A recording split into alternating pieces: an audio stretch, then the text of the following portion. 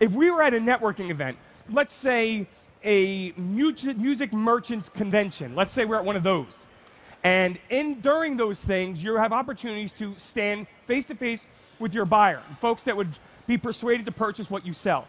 And I said to you, I'm going to guarantee you 10 of your Goldilocks buyers in that room with you right now. Would you take one of those 10 and hand it to a competitor? Show of hands if you would give away those 10 Goldilocks buyers, even one of them, to a competitor. Show me if you do it. No, see, it's not so kumbaya anymore here, is it? Not when it comes to money, not when it comes to revenue, and we're here to make money, and I'm only here to teach you how to make money. Here's the problem. Digitally, this is what you're giving away, half. Every time I do this lecture, and it's usually 90 minutes to 2 hours long, so if I'm talking fast, it's that I don't have time to teach you this stuff. So every time I do this lecture, I research the category I'm doing it for, in this case, music merchants. And reliably, your digital presence gives away at least half of your opportunities because you're communicating in an undependable, unreliable, unpredictable way.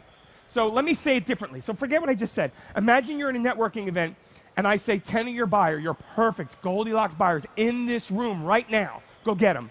And half the time, one of your reps, subordinate to you, who answers to you, goes up to them, and half the time says, hey, you know, there's a new law in California, you want to go to one of those dispensaries? Is that about what you sell? No. What if they said, hey, you want to go have a drink later on? What if you don't sell Tama drums? And they're like, yeah, we sell Tama drums. That's what's happening digitally. Now, you wouldn't tolerate it out of your employee, would you? Who here would allow a representative of your brand to talk to a human being in a way that is inconsistent with your brand message? Would you permit it? Who would permit it? Show me your hand.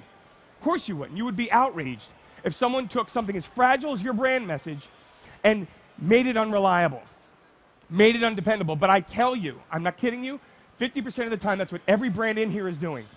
Every brand in here.